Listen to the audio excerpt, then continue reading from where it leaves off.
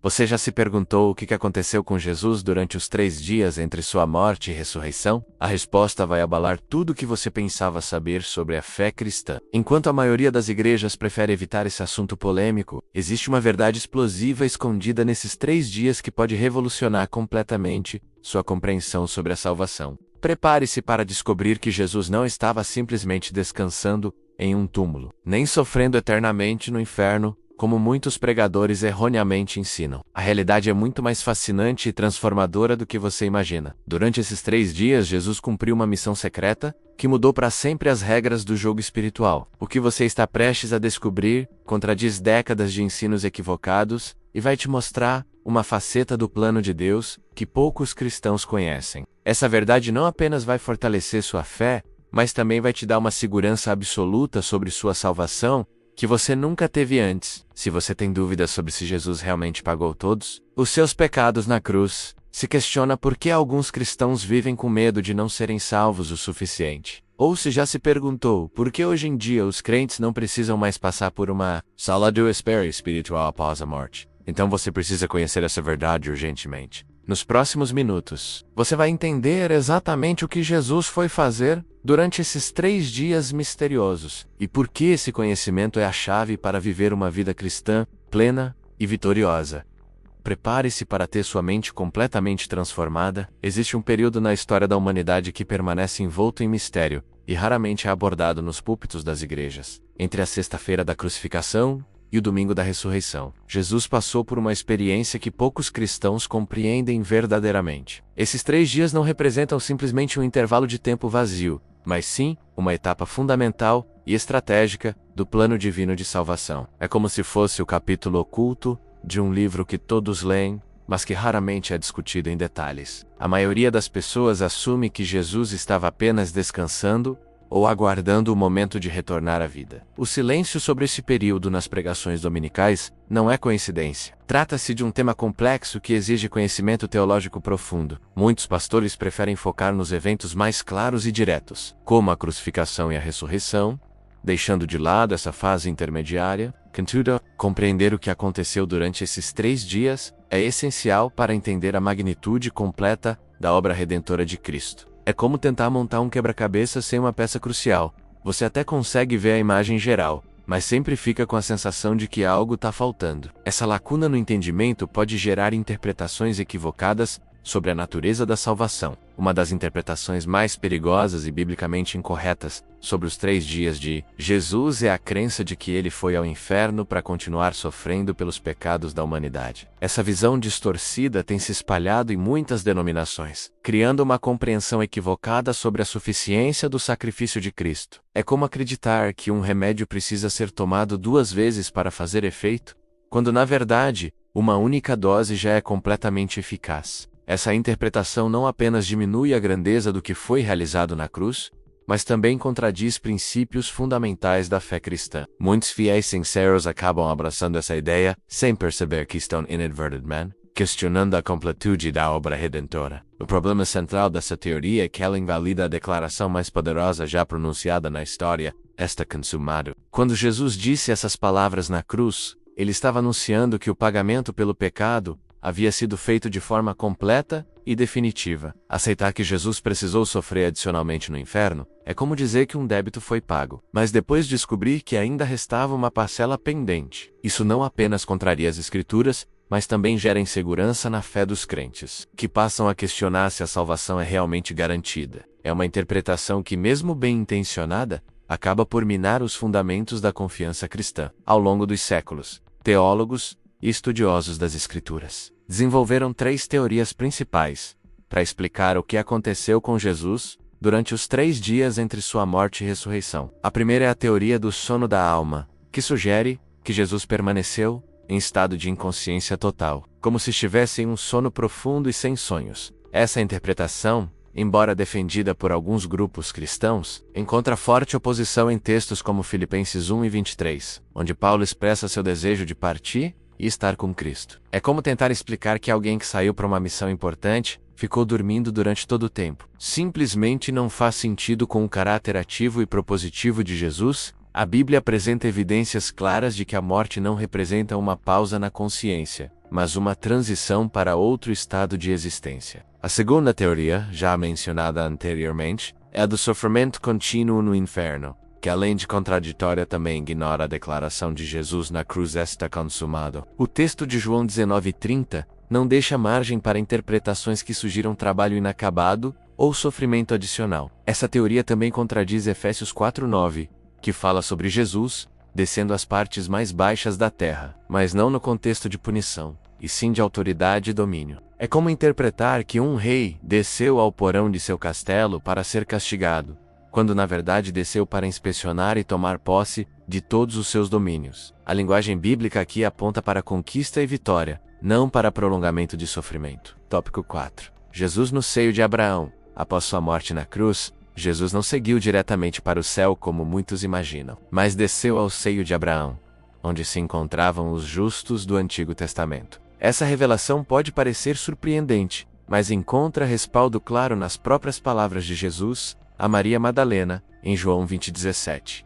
Não me toque, porque ainda não subi para meu Pai. É como um libertador que, antes de retornar ao Palácio Real, precisa cumprir uma missão específica nas prisões para libertar os cativos injustamente detidos. Durante séculos, os fiéis do Antigo Testamento aguardaram no seio de Abraão a chegada do Messias prometido. Eles morreram na fé, crendo nas promessas divinas, mas não puderam entrar imediatamente na presença de Deus, porque o sacrifício perfeito ainda não havia sido consumado. Imagine a expectativa e a alegria desses gigantes da fé quando Jesus finalmente chegou ao seio de Abraão. Abraão, o pai da fé que havia visto o dia de Jesus de longe, e se alegrou. Teve o rei segundo o coração de Deus que profetizou sobre o Messias em seus salmos. Isaías que previu os sofrimentos do servo do Senhor. Moisés que tipificou Cristo em suas obras e leis. É como se fosse a reunião mais épica da história, onde o herói finalmente chega para cumprir todas as promessas feitas aos que confiaram nele. Esses homens e mulheres de fé não estavam sofrendo,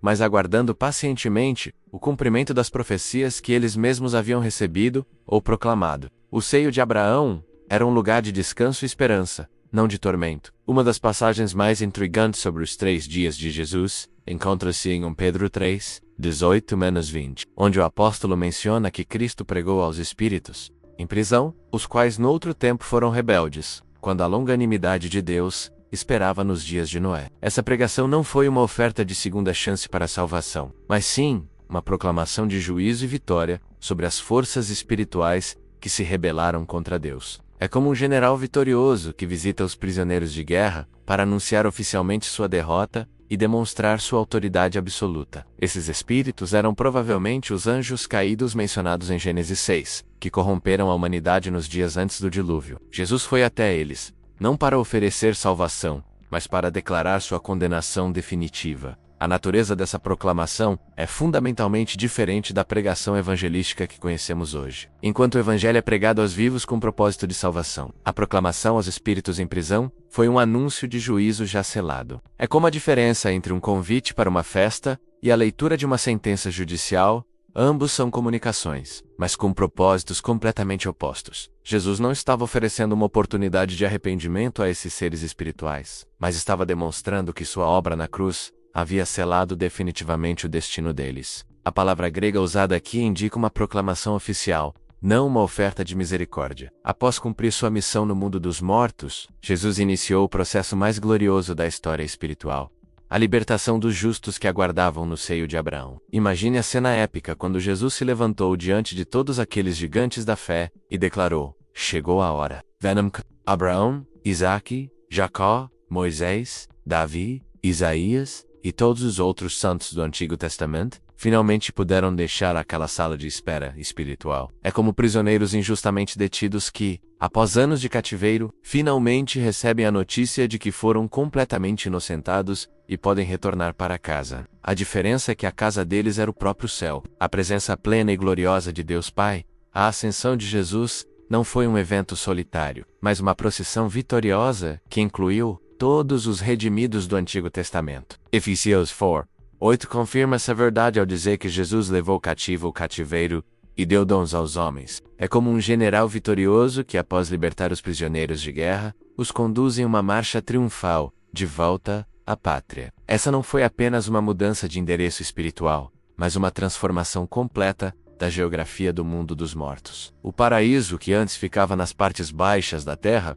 foi literalmente transferido para o céu. A partir daquele momento, não haveria mais necessidade de uma zona intermediária para os justos. A revolução espiritual promovida por Jesus durante os 3 dias mudou completamente as regras para todos os que vieram depois dele. Desde a ascensão de Cristo, os crentes não precisam mais passar por uma sala de espera como o seio de Abraão, mas têm acesso direto e imediato à presença de Deus no momento da morte. É como se Jesus tivesse instalado um elevador expresso que vai diretamente do térreo ao último andar, eliminando a necessidade de paradas intermediárias. Paulo confirma essa nova realidade em 2 Coríntios 5:8, quando diz que estar ausente do corpo significa estar presente com o Senhor. Essa mudança não é apenas uma questão de velocidade, mas representa uma transformação fundamental na natureza da salvação. Antes da obra de Cristo, até mesmo os mais fiéis precisavam aguardar no seio de Abraão, porque o preço pelos pecados ainda não havia sido pago completamente. Era como ter um cheque assinado, mas que só poderia ser descontado numa data futura específica. Com a morte e ressurreição de Jesus, esse cheque foi imediatamente compensado, e todos os crentes passaram a ter acesso instantâneo aos benefícios da salvação. Isso significa que quando um cristão morre hoje, ele não precisa aguardar em lugar nenhum, menos vai direto para a presença de Deus. É um privilégio que nem mesmo Abraão, Moisés ou Davi tiveram durante suas vidas terrenas. Agora você conhece a verdade completa sobre os 3 dias mais revolucionários da história espiritual. Jesus não apenas morreu por você na cruz, menos ele desceu ao mundo dos mortos. Proclamou vitória sobre todas as forças do mal, libertou os justos, que aguardavam desde os tempos antigos, e transformou completamente as regras do jogo espiritual. Mas aqui está a pergunta que não quer calar. Você vai continuar vivendo com dúvidas sobre sua salvação? Ou vai abraçar a segurança absoluta que Jesus conquistou para você? Pare e pense se Jesus fez tudo isso. Desceu às profundezas, enfrentou todos os poderes das trevas e garantiu seu acesso direto ao céu.